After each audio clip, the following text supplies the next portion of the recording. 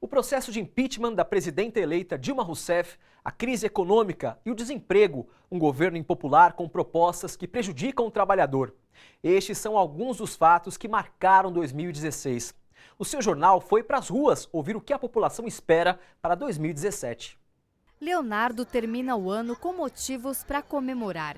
Em 2016, arrumou emprego após um ano desempregado. Meu emprego em fevereiro, estava um ano já desempregado e consegui arrumar emprego. E num ano em que mais de 858 mil postos de trabalho foram fechados no Brasil, de acordo com o Cadastro Geral de Empregados e Desempregados, Leonardo se sente privilegiado. Tem muita gente que tem até ensino superior e eu não tenho, e eu consigo emprego. Tem gente que não consegue. Tá muito difícil mesmo, muito difícil para arrumar emprego. Edi Carlos não teve a mesma sorte. Administrador desempregado há 2 anos, fez 6 entrevistas em 2016, mas não foi chamado para nenhuma vaga. No primeiro semestre, foi uma das pessoas a bater panela pedindo o impeachment da presidenta Dilma Rousseff, na esperança de ver melhorias na economia do país. Acabou se decepcionando. Quando ela estava saindo, eu tinha bastante esperança, porque eu achei que o momento e a possibilidade do novo presidente mudar. Então a gente tinha essa falsa esperança, que se tornou falsa, né? Porque quando ele assumiu, ele teve a oportunidade de dizer assim, não, vou fazer diferente. Pessoal, vamos fazer assim. Só que ele não aproveitou e não está aproveitando essa oportunidade. Dona Maringe diz até ter rezado pela saída da presidenta Dilma, mas também se decepcionou com o presidente Michel Temer quando soube da proposta da reforma da Previdência, em que o trabalhador precisa contribuir 49 anos para ter direito à aposentadoria integral. Ela teme pelos filhos e netos. O que me decepcionou foi essa mudança da aposentadoria que ele fez, com toda essa idade absurda, né? Eu acredito que tem pessoas que já estão cansadas, já no tempo de parar, e vai continuar trabalhando, até então sem força fisicamente, né? Achei um absurdo.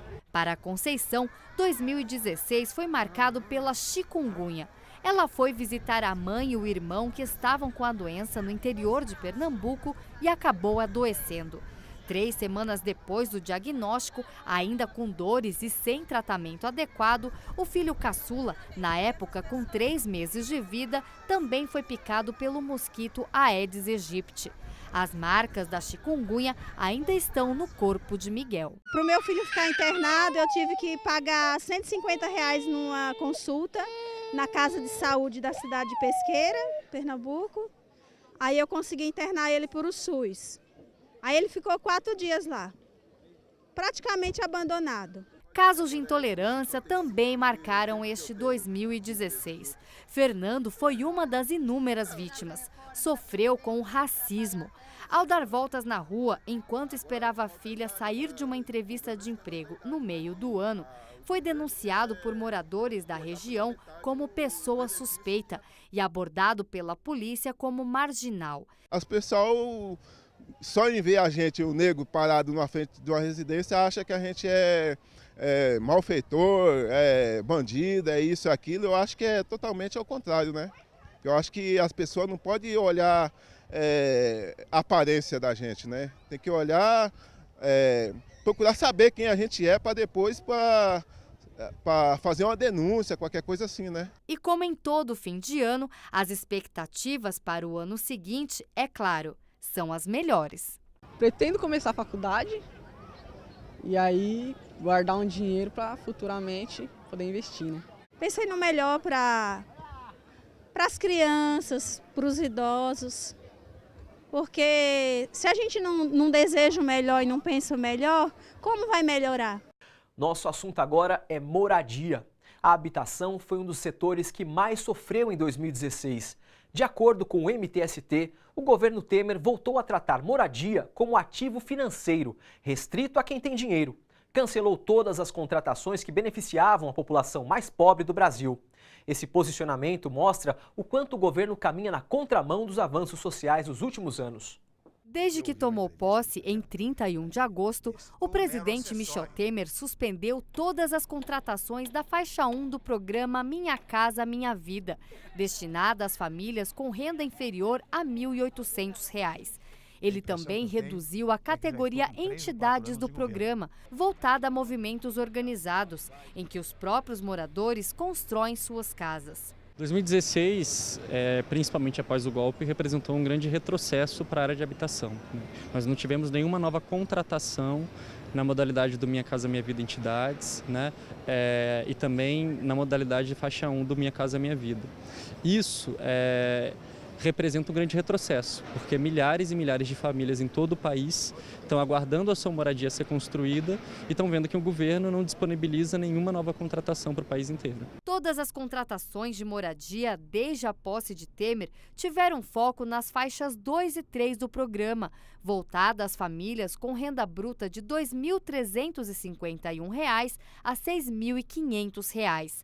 As duas faixas respondem por apenas 16% do déficit habitacional, que hoje é de 6 milhões de famílias, segundo o IBGE. Para o coordenador do Movimento dos Trabalhadores Sem Teto, em 2016, o governo voltou a tratar moradia como ativo financeiro, restrito a quem tem dinheiro. Prova disso é a ampliação das linhas de crédito para imóveis de alto padrão, aumentando o teto do valor dos imóveis financiados pela Caixa de 1,5 milhão para 3 milhões de reais. Está dizendo que que só pode morar quem pode pagar. Basicamente é isso.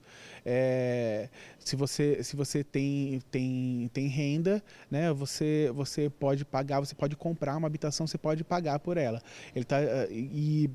E tem uma faixa de renda que não tem condição de arcar com os custos. O recado claro de que a prioridade não vai ser atender a baixa renda.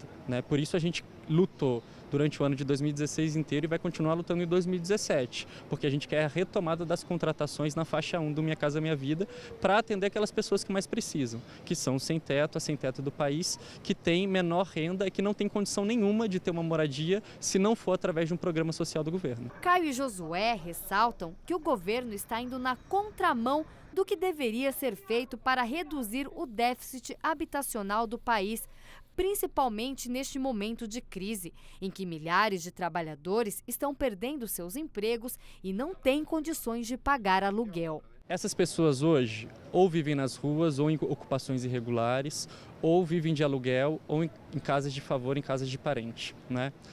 São pessoas que passam por toda a situação, desde ter que escolher entre o valor do aluguel ou a sua alimentação. Apesar das dificuldades, o coordenador do MTST avisa que os movimentos por moradia vão continuar resistindo e lutando.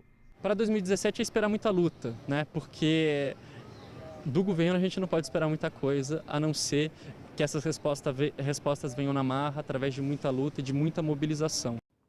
O sonho da casa própria se tornou realidade para milhares de famílias que foram brutalmente desalojadas do antigo acampamento do Pinheirinho, em São José dos Campos, durante uma ação violenta da Polícia Militar. Pois é, 4 anos após o massacre do Pinheirinho, as famílias desabrigadas começam a receber as chaves da própria moradia. Dona Rose abre um sorriso gostoso ao lembrar que a luta valeu. Ela está morando na casa própria. É a sensação assim, que você fica desacreditada. Depois de tanta luta que a gente passou, tanto sofrimento que a gente passou, chegar aqui e poder falar assim, isso aqui é meu, até agora mesmo, de vez em quando eu passo assim pelos cômodos e falo assim, ai, obrigada, Senhor, obrigada, porque agora eu estou no que é meu. O importante é que depois de tanto sofrimento e luta, conseguiram vencer. O pequenininho, ele ficava assim, ele ia lá dentro, mãe, a nossa casa, mãe, eu tô tão feliz, mãe, vinha, me abraçava, sabe? O que você ficou falando com a sua mãe?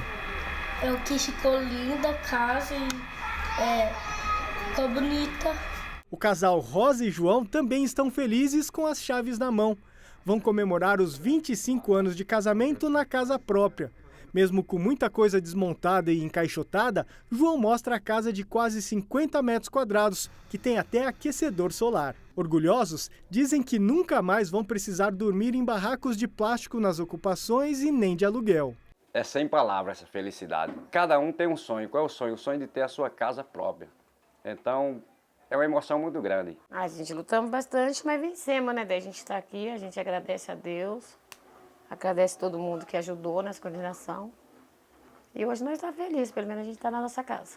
O terreno onde foram construídas as quase 1.500 casas não é o mesmo onde ocorreu o massacre do Pinheirinho, em São José dos Campos, interior de São Paulo.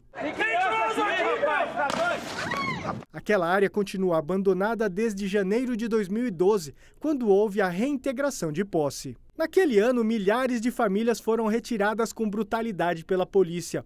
Houve mais de 1.800 denúncias de violações de direitos humanos.